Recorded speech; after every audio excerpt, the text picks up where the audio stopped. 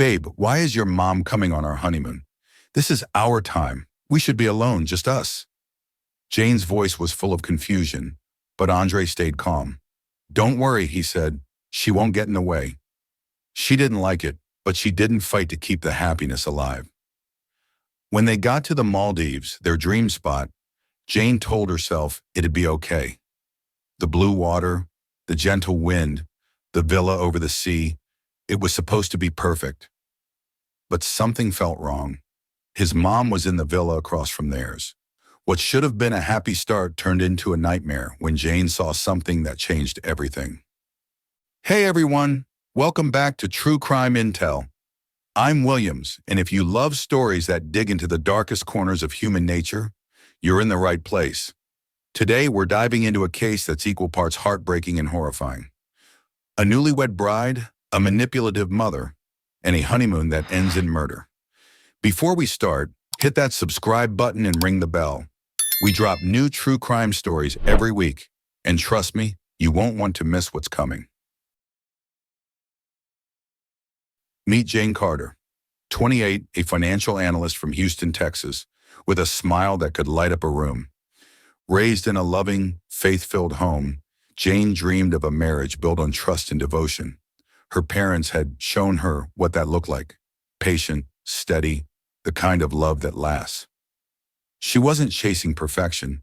She wanted character, someone to share her values and build a life with.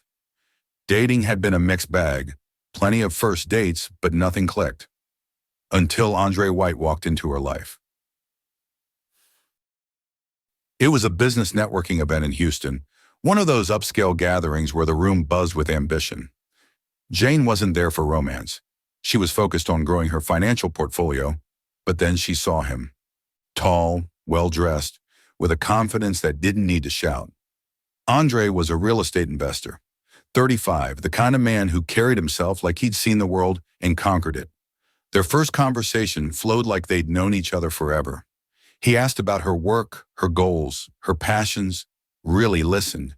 And when he spoke, his voice was smooth, deliberate, laced with just enough charm to make her feel special. He'd built his business from scratch, turning rundown properties into luxury homes, and he had this quiet success that drew her in. By the end of the night, when he asked for her number, she hesitated for only a second before saying yes. Their first date was at a high-end steakhouse, the kind of place where the waiters knew your name and the wine list could double as a book. Andre was attentive, asking all the right questions, making her feel like the only woman in the world. He was older, established, with a calm that put her at ease. As weeks turned to months, Jane fell fast. He surprised her with thoughtful gifts, a necklace she'd admired in a window, a weekend trip planned just for her. He whispered promises about their future, and for the first time, she felt like she'd found the man she'd prayed for. But there was one thing she couldn't ignore. Vera, the woman he called Mom. Vera was always around. From the start, Andre talked about her with this unshakable devotion. She'd raised him after his father died, sacrificed everything for him, he said. Jane admired that at first. A man who loved his mother had a good heart. But it wasn't just love.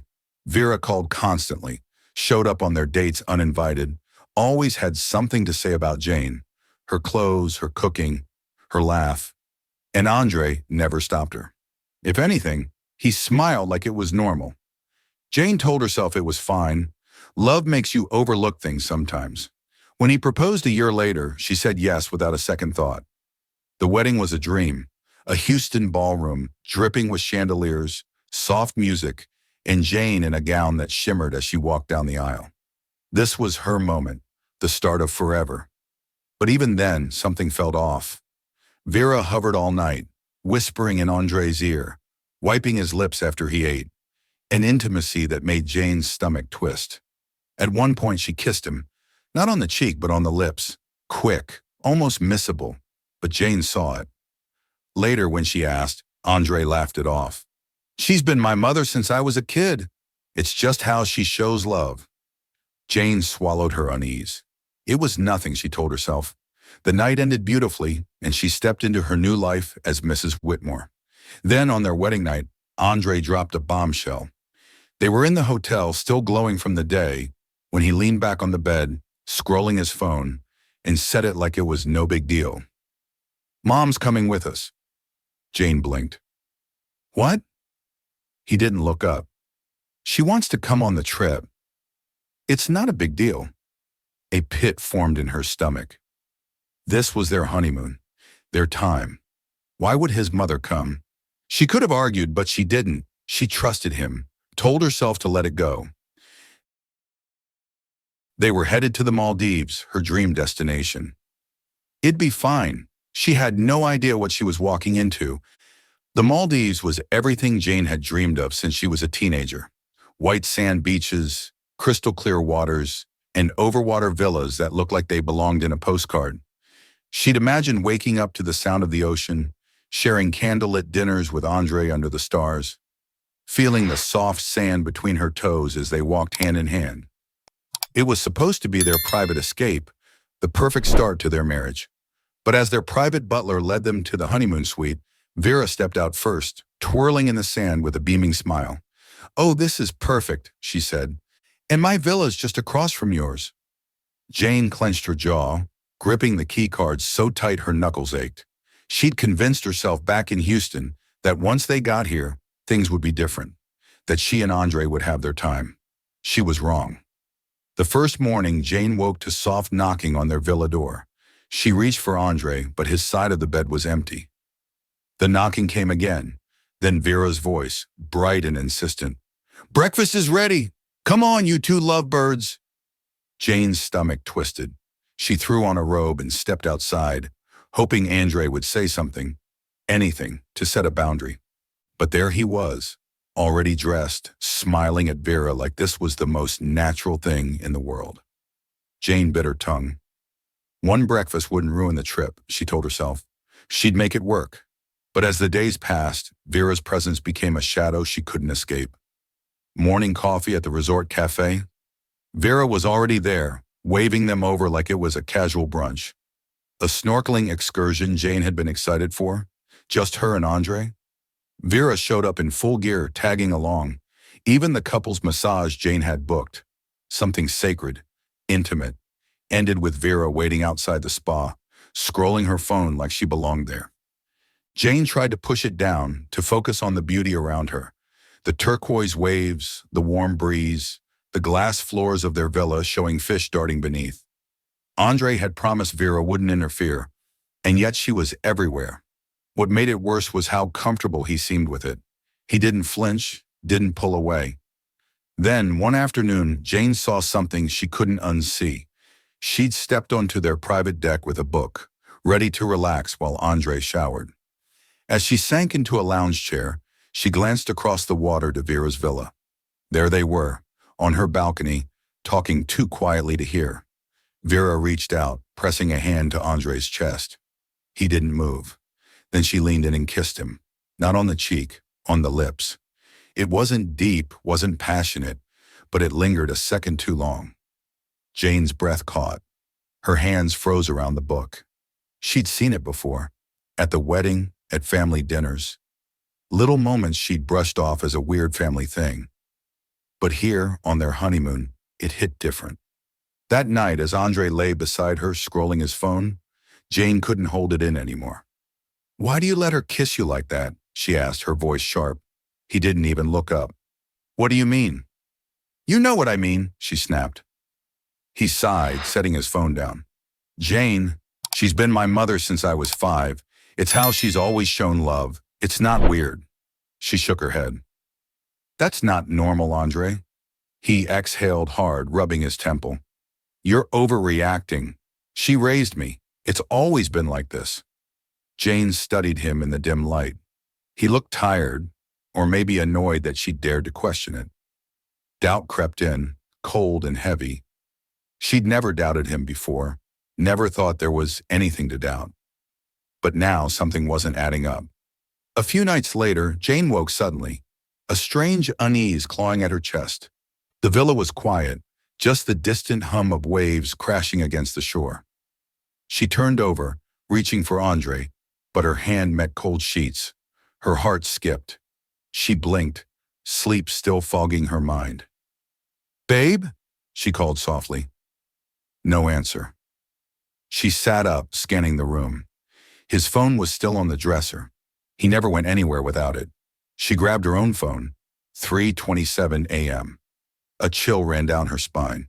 Where was he? Maybe he'd gone outside, couldn't sleep, needed air. But why leave his phone? Something felt wrong, deeply, instinctively wrong. She slipped on her robe, her bare feet padding against the floor as she moved toward the door. A thought hit her, irrational but unshakable. She needed to check Vera's villa. Her heart pounded as she crossed the short distance between the villas. The air felt heavy, the silence too thick. She hesitated at Vera's door, then knocked. Nothing. Anxiety tightened her chest. What if something had happened? What if Vera was sick and Andre was helping her? Her trembling fingers turned the handle. It was unlocked.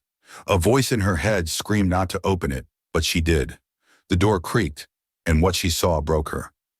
Andre and Vera, together in bed, tangled in sheets. Jane's breath caught, a sharp, strangled gasp escaping her lips. Her vision blurred, her stomach churning. Andre's head snapped up, his face draining of color. Vera didn't flinch. She smirked. Jane's knees buckled. This wasn't real. It couldn't be. Jane's world shattered in that moment. Her voice came out broken, trembling. "Why?" she managed, her lips quivering. "Why marry me when you could have just continued? Whatever this is?" Andre stumbled out of bed, scrambling for his clothes, his voice frantic. "Jane, wait! This isn't what you think!" She let out a sharp, bitter laugh, her whole body shaking. "Not what I think?" She knew exactly what she saw. Vera stretched lazily against the pillows, running a hand through her hair, her expression cool and unbothered. Like this was just a minor inconvenience. "You wouldn't understand," she said smoothly, her voice dripping with condescension. Jane's stomach twisted in disgust. "You're sick," she spat. "Both of you." Her hands balled into fists, her breathing ragged and uneven. She needed to get out, needed air, needed to think. "I'm filing for divorce," she said, her voice rising with fury. "And I'll make sure everyone knows, including our pastor in Texas."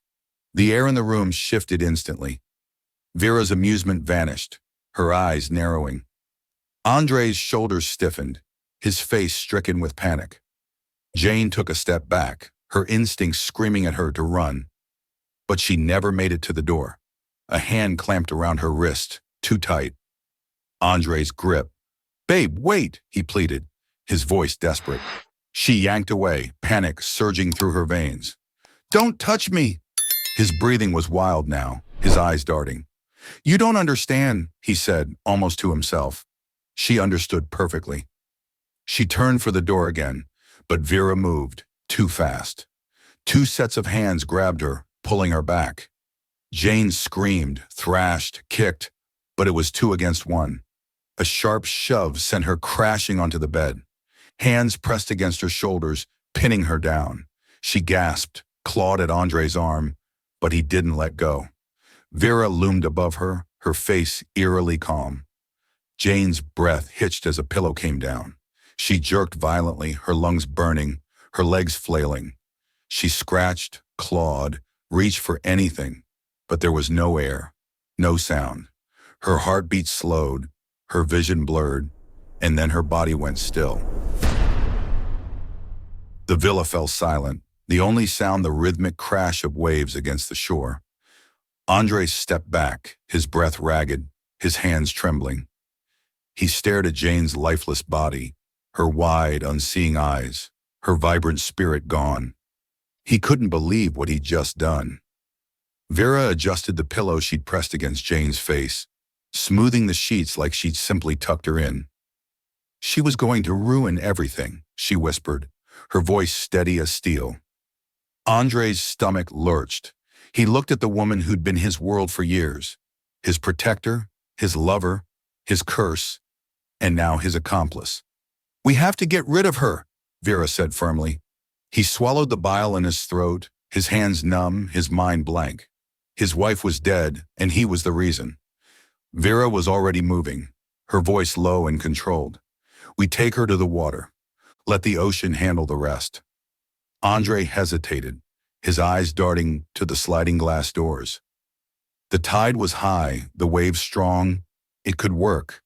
He forced himself to nod. He had no choice.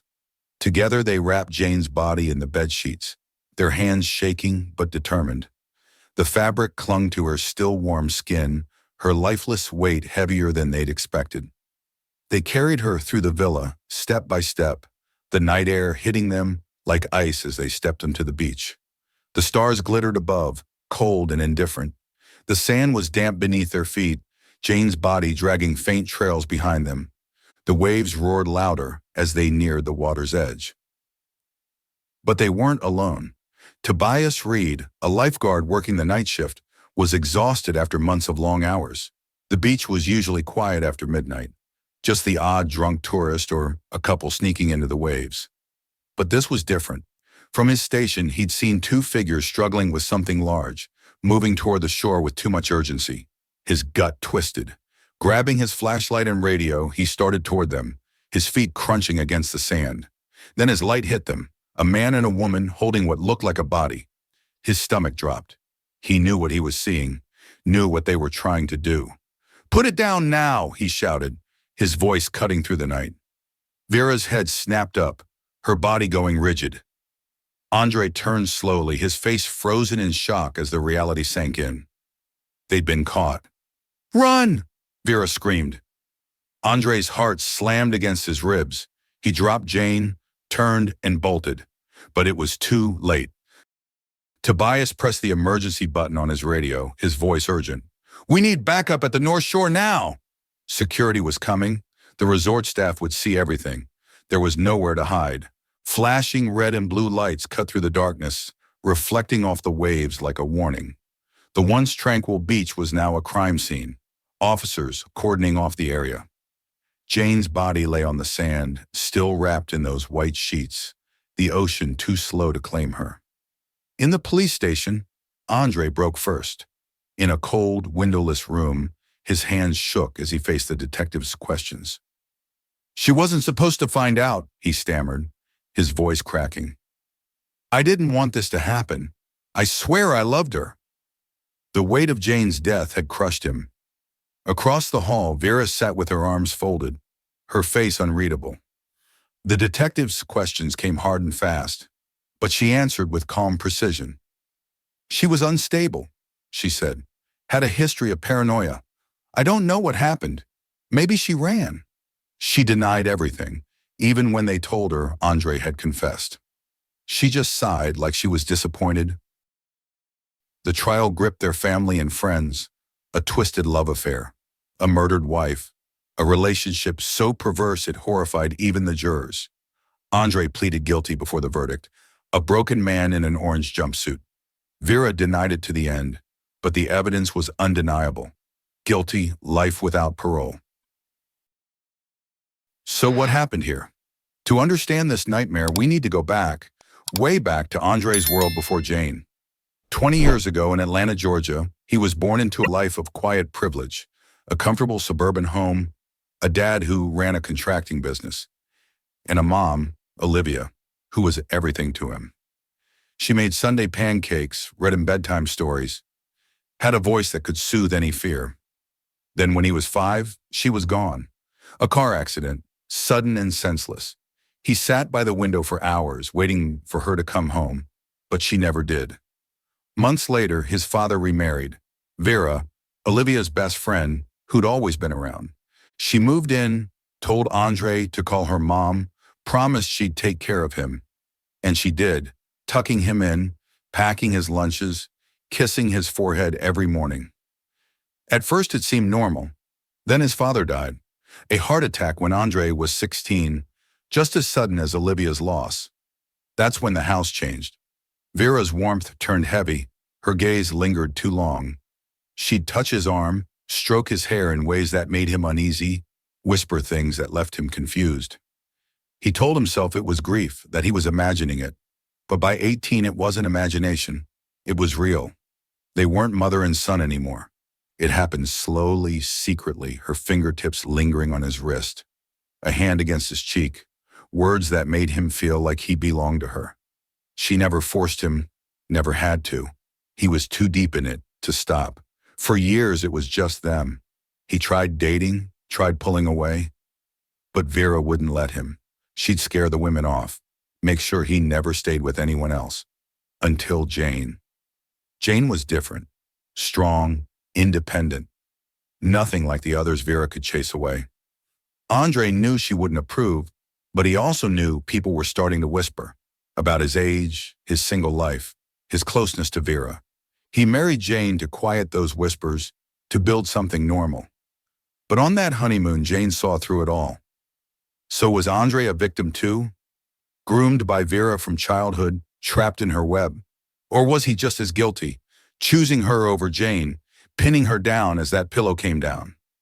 He said he loved her, but he killed her. Vera. What drove her? Was it love twisted into something monstrous? Or just power? A need to own him completely? She never flinched, even at the end. And Jane, poor Jane, her only mistake was trusting the man she married. She saw the red flags, Vera's kisses, her constant presence, but love made her push them aside. How did no one else see it coming? Her parents, their pastor, their friends. Did they miss the signs? Or were Andre and Vera just that good at hiding it? This case leaves you with questions. Could Andre have broken free? Or was he doomed from the moment Vera stepped into his life? What do you think? Was he a puppet or a willing partner in this horror? And Vera, was this devotion or something far darker? Let's talk about it. What's your take? That's it for this wild, heartbreaking story. A honeymoon that went from paradise to a crime scene in the blink of an eye. If this one got under your skin like it did mine, give it a thumbs up, share it with a friend who loves a good twist, and subscribe to True Crime Intel for more real-life cases every week. Next week, we're dropping another true crime story that'll keep you hooked. Hit that bell so you don't miss it. Thanks for watching, and I'll see you in the comments.